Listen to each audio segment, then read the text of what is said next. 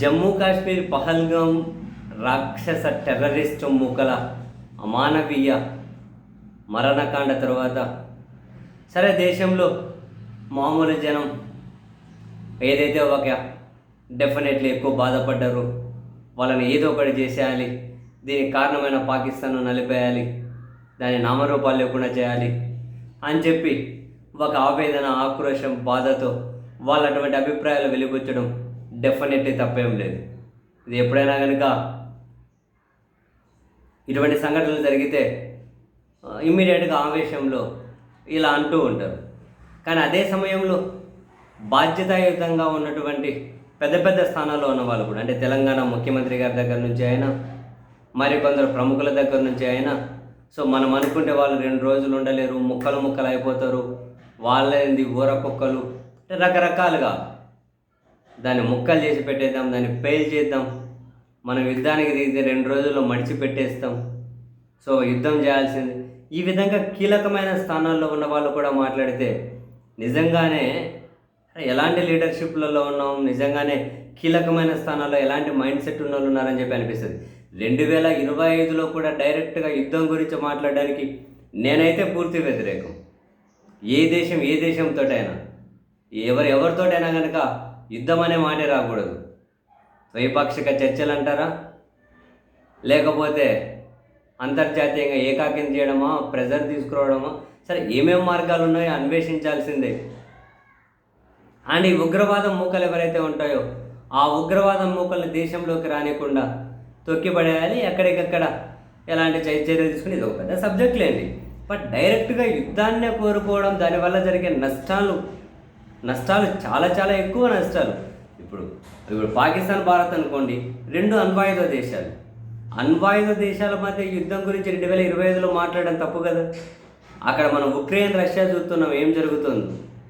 Russia ఎంత పెద్ద బలమైన దేశం, ఉక్రెయిన్ ఎంత చిన్న దేశం, అయినా యుద్ధం మొదలెట్టారు. తర్వాత ఎక్కడ ముగించాలో ఎవరికీ తెలియట్లేదు. రష్యా లాంటి దేశమే కుదేలైపోతుంది ఆర్థికంగా, పర్యావరణం పరంగా, రకరకాలు. ఇప్పుడు భారత్ పాకిస్తాన్ యుద్ధం చేసినా, రష్యా ఉక్రెయిన్ యుద్ధం చేసినా, లేదు అక్కడ ఇజ్రాయెల్ పాలస్తీనా, ఇజ్రాయెల్ గాజా, ఇక్కడ ఈ యుద్ధాలు ఎవరితో చేసినా నువ్వు ఎంత బలవంతులైనా నష్టం జరగకుండా అయితే ఉండదు. ఎన్ని నష్టాలు ఉంటాయి. మొదట ప్రాణ నష్టం, జనం చనిపోతారు, గాయాల పాలవుతారు, దీర్ఘకాలికంగా అనారోగ్య సమస్యల పాలవుతారు, అన్నీ జరుగుతాయి కదా. ఆస్తి నష్టాలు జరగవా? ఊర్లు పోతాయి, నగరాలు పోతాయి, ఇల్లు పోతాయి, వ్యాపారాలు దెబ్బతింటాయి. ఆస్తి నష్టం జరగదా? పర్యావరణ నష్టం, సహజ వనరులు తగ్గిపోతాయి, పర్యావరణం పూర్తిగా పొల్యూటెడ్ అయిపోతుంది. ఇంతేనా? సామాజిక నష్టం జరగదా? రాజకీయ నష్టం జరగదా? ఆర్థిక నష్టం జరగదా? ఎన్ని నష్టాలు జరుగుతాయి, మౌలిక వసతులు ఎన్ని దెబ్బతింటాయి, అభివృద్ధి కుంటుపడుతుంది, నిరుద్యోగం రాజ్యం వెళ్తుంది, పేదరికం రాజ్యం వెళ్తుంది, వలసలు, తెలివైన వాళ్ళు అటువంటి వాళ్ళేమో వేరే దేశాలకు వలస వెళ్ళిపోవచ్చు. నెక్స్ట్ కాదు, కొందరు వలసలు ఈ ప్రాంతం నుంచి ఇంకో ప్రాంతానికి వలస, అదో రకమైన అశాంతికి, అదో రకమైన మరో రకమైన డిఫరెన్షియేషన్స్గా దారితీస్తాయి. మనం మాట్లాడుకోవాల్సింది ప్రతిసారి యుద్ధం అనే గురించే కాదు, అంతకు మించి ఏ విధంగా ఈ రాక్షస మూకలను అడ్డుకోవచ్చు అన్న దాని మీద కూడా చర్చ జరగాలి. ఇటువంటి పాశవిక దాడులు జరిగిన ప్రతిసారి మనమేమో సామాన్య జనం ఎమోషన్గా ఫీల్ అవుతాం, పాలకుల ఎమోషన్ని క్యారీ చేసుకునేకి 4 స్టేట్మెంట్లు ఇస్తారు, అది ఇదని అయిపోయాయి, మళ్ళీ మొదటికి వచ్చాయి. ఎక్కడ పాలకుల సీరియస్నెస్ ఉండాలి, పాలకుల వైఫల్యాన్ని ప్రజలు నిలదీస్తారు అని చెప్పి భయమైనా ఉండాలి. ఇప్పుడు ఆడుంది పాలకులకు ఆ భయం? ఎవరు నిలదీసే వాళ్ళని దేశద్రోహాలుగా చిత్రీకరించడానికి మనం ఇంతకుముందే మాట్లాడుకున్నట్లు చేతిలో మీడియా ఉంది, ఫేక్ ఫ్యాక్టరీలు ఉన్నాయి, సోషల్ మీడియా ఉంది, రకరకాలుగా ఉన్నారు. యుద్ధం అనేది ఎప్పటికీ దారి కానే కాదు. దానివల్ల డిఫైన్ చేయలేని స్థాయిలో నష్టం జరుగుతుంది. ప్రజలు తీవ్రంగా నష్టపోతారు. ఆర్థిక వ్యవస్థ కుప్పకూలిపోతుంది, రాజకీయంగా, సామాజికంగా, పైపెచ్చి జనాలకు డిప్రెషన్, మానసిక రోగాలు రావా? జనాలకు మానసిక రోగాలు కూడా వస్తాయి. భారత్ పాకిస్తాన్ యుద్ధం చేయొచ్చు, యుద్ధం చేయొద్దు, భారత్ చైనా యుద్ధం చేయొద్దు, చైనా అమెరికా యుద్ధం చేయొద్దు, అమెరికా ఇంకొకరు యుద్ధం చేయొద్దు, రష్యా యుద్ధం చేయొద్దు, ఎవరెవరితోనూ యుద్ధం చేయొద్దు. రష్యా ఉక్రెయిన్ యుద్ధం చేస్తేనే దాని ప్రభావం మన జీవితాల మీద కూడా పడతలేదా?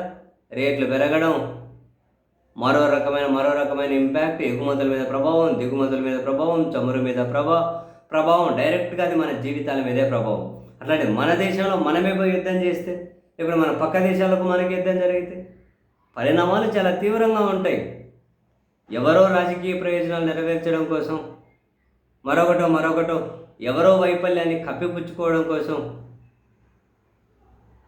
జనం ఎప్పుడూ కూడా పనిచేయరు. ఒక రాజకీయ ప్రయోజనం నెరవేర్చే దిశగానే జనాల ఆలోచనలు వస్తూ ఉన్నాయి. ఆ విధంగా ట్రిమ్ చేసి పెడుతూ ఉన్నారు. యుద్ధం మామూలు విషయమా? యుద్ధం చాలా యుద్ధం మొదలెడితే వారం రోజులు ఎట్లా ముగించాలో తెలిసి ఉండాలి. ఇంకా అట్లయినా కనుక జరగబోయే నష్టం మనం ఊహించను కూడా ఊహించలేము. అది కూడా రెండు అణ్వాయుధ దేశాల మధ్య. లేదా టెర్రరిస్ట్ స్థావరాలు ఉన్నప్పుడు జస్ట్ సర్జికల్ స్ట్రైక్, డైరెక్ట్ వాళ్ళు స్థావరాలు కూల్చేయాలి, టెర్రరిస్టులను కూల్చి పడేయాలి. దేశాలకు యుద్ధం కాకుండా టెర్రరిజంతో యుద్ధం చేయాలి, మనం టెర్రరిస్టులతో యుద్ధం చేయాలి. మరి ఆ దిశగా బ్లూ ప్రింట్ రెడీ చేసుకోవాలి. కానీ మనోలేని పాలకులు ఏ నిర్ణయం తీసుకున్న రాజకీయంగా ఎంత పనికి వస్తుంది? దేశంలో మనం ఎలా ఎమోషన్ని మనం క్యారీ చేపిస్తాం, అది మనకు రాజకీయంగా ఎట్లా ఓట్లు వేయడానికి ఉపయోగపడుతుంది. ఈ విధంగా పాలకులు ఆలోచించినంతకాలం మరి ఏ సమస్యకు పరిష్కారం దొరుకుతుందని చెప్పి నేనైతే అనుకుంటలేను. సరే, మనం ఇప్పుడు యుద్ధం వద్దు, దానికి తప్పు అని చెప్పి మాట్లాడినా కూడా మీరున్న ఎమోషన్లు అట్లయితే మనం తొక్కి పెట్టేయాలి, అట్లా పెట్టేయాలి, మనం ఎంత, మన సైనికులు ఎంత, మన బలం ఎంత, అంత ఈజీ కాదు. మీరు దానికి అంగీకరించవచ్చు, అంగీకరించకపోవచ్చు. కానీ యుద్ధాన్ని మనం ఎప్పుడూ కోరుకోకూడదు. అది మీ జీవిత నాశనం, నా జీవిత నాశనం, మీ కుటుంబం, నా కుటుంబం, ఉమ్మడిగా మన ఊరు, మండల్, నియోజకవర్గం, రాష్ట్రం, దేశం అందరూ ఇబ్బందుల్లో పడే పరిస్థితి. అసలు ఎంత నిరుద్యోగం వస్తుంది, ఎంత పేదరికం వస్తుంది, జరగబోయే నష్టాలు ఏంటి? దీర్ఘకాలికంగా ఉంటాయి ఈ ప్రభావం. ఈ ప్రభావం ఉంటుంది. మొదలెట్టడం తర్వాత ముగించడం తెలియని పరిస్థితి ఉంటుంది. ఏ దేశం నుంచి ఏమాగిపోతాయో, ఎవరు ఎలాంటి ఆంక్షలు పెడతారో. సో యుద్ధం అని చెప్పి డిమాండ్ చేయడం బాధ్యత గల ఏ పౌరుడి లక్షణము కాకూడదు. అయినా కూడా ఎమోషన్, ఆక్రోశం, ఆవేదన, ఆగ్రహం అన్నీ కలగలిపి సామాన్యులు డిమాండ్ చేస్తున్నారంటే అర్థం చేసుకోవచ్చు. కీలకమైన స్థానాల్లో ఉన్న వాళ్ళకని అదే డిమాండ్ చేస్తూ ఉన్నారు అంటే వాళ్ళు రాజకీయ ప్రయోజనాలు నెరవేర్చుకునే ఆ ఉద్దేశంలో భాగంగానే ఇటువంటి అర్థం పర్థం లేని మాటలు మాట్లాడుతూ ఉంటారని చెప్పి మనం అర్థం చేసుకోవాలేమో.